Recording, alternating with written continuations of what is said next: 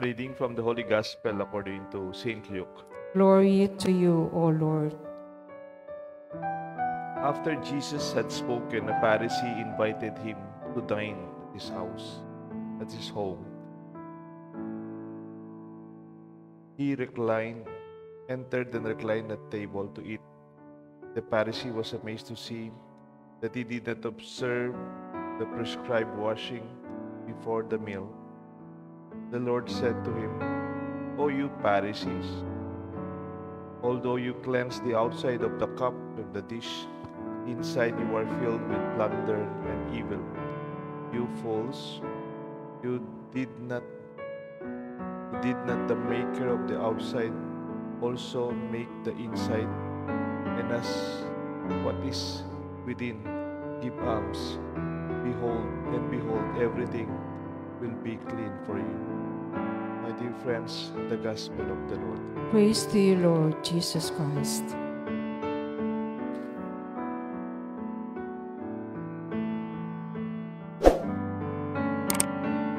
In the name of the Father, the Son, and the Holy Spirit. Amen. Don't sweat the small stuff. Nung bagong pari po ako, na-assign ako sa Social Action Center of Pampanga. In fact, deacon pa lang ako, nandun na. And there's already the tradition there. Meron silang General Assembly once a month. So, of course, because I'm assigned as Assistant Director to the real Director, I was observing and I was listening. I noticed their General Assembly takes the whole day. One day po silang nag-meeting. I reacted to the details and the detailed discussion on the food. Kaya pala one day, they discuss too much of the details. Halimbawa, hindi nakikinig po ako bago pa lang. Nagdi-discuss sila kung ano ang menu sa Christmas party nila. Hindi nag-decide sila kung anong menu. Tapos there was a long discussion between the choice on the way the shrimps should be prepared. Ipagdebate la po makanano la prepared ang paro, rebusado o nilaga.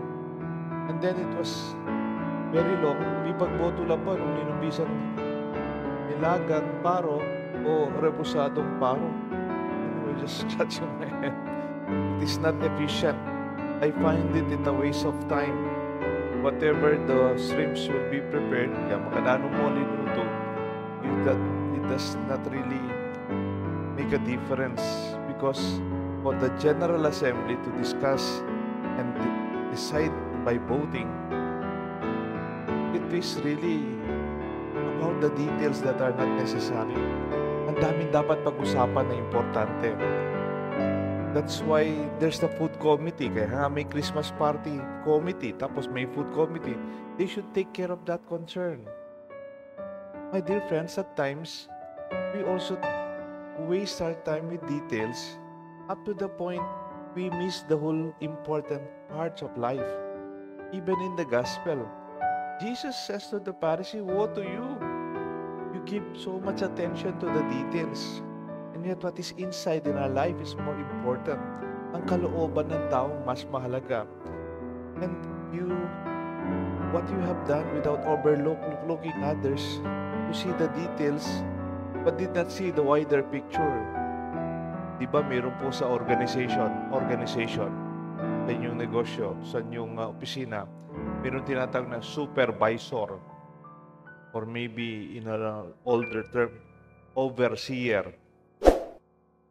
They recognize the wider view and the interconnections, alignment, and the flow of work that creates a system in the organization.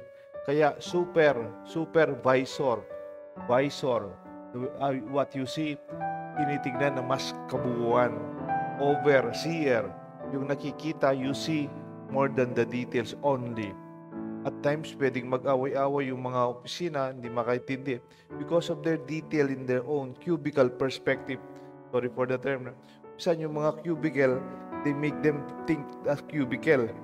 Parang hindi nila nakikita that they are part of a bigger organization. Contrary to the myopic view the narrow-minded and the short-sightedness of our approach to the problem. Huwag po kayong magalit, no? Baka pwede rin because we are so immersed with our organization. EMHC kami, ay Comlec kami, ay Catechist kami, ay Apostolate of Prayer kami, ay akong pare. We so much focus on our detailed work in our ministry, but we forget that we're part of a bigger church, that we are the body of Christ. We're just part of the body, but the whole body should be appreciated. You focus on the small stuff, but you fail to see the bigger and more important part of the whole. Meron pong isang libro. Ang title ng libro, Don't Sweat the Small Stuff. Simple ways to keep little things taking over our life. Kumisan yung nakakagalit, nakakainis, sinisira yung araw natin na mas malaking importante. Carlson teaches the most of what upsets us are the small stuff. Kumisan nasisira yung araw natin sa malit na bagay lamang. By keeping your perspective and practicing kindness, nurturing calm, we can live a happier and more meaningful life. Kada po deng matwa, tilang ekspresyon deng matwa in Kapampangan, eka pailumod, king meto nga basong danong. Entang malati ko, sabi ko, makanano ka malumod king metong basong danong? Kaya metong basong danong? Malati na mo, may kay ngaro may ang malumod. And then I realized ngayon matwa na ako. It only means sa dareng matwa, don't give yourself away with petty concerns. And kaya kayo pagtampuan mi kapatid. Anya ka lating compared kita pami kapatid yun. And kaya pamilya kayo. Tingnan sabihan makanyan. Kapat nakaliwan nyo, pamilya kayo. There's something bigger. Elevate our questions and concerns from the worldly kingdom to the kingdom of God. The quality of questions you ask reflects the quality of answers we seek. The question we ask and also be led to the answers that will lead us reveals our own concern and focus. It leads us towards a certain direction or none at all. Elevate our questions and concerns from the kingdom of the world to the kingdom of God. Ang po yung difference na ng success, ang pong legacy.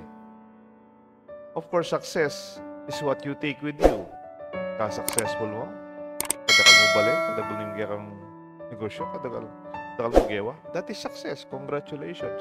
And we ought to be successful. But what is legacy? Legacy is what you leave behind. Kano yung likuan mo? Kano yung pepamana mo? Isundo kay ba't nimbiyeta mo? Maybe we can fight and be focused on our success and we forget what lies after us. Don't sweat the small stuff. The book invites us. Life's challenges and irritations are often minor compared to the bigger picture. By staying calm, kind, and focused on what truly matters, we can live in greater peace, even productivity, happiness, and even our own real purpose. Let this be our reminder. Parang sinasabi ni Jesus, kayong mga Pariseo, ang problema nyo sa labas, pero mahalaga yung nasa loob. The more important things that Jesus always invites us. Let this be our good news today. The Father, the Son, and the Holy Spirit. Amen.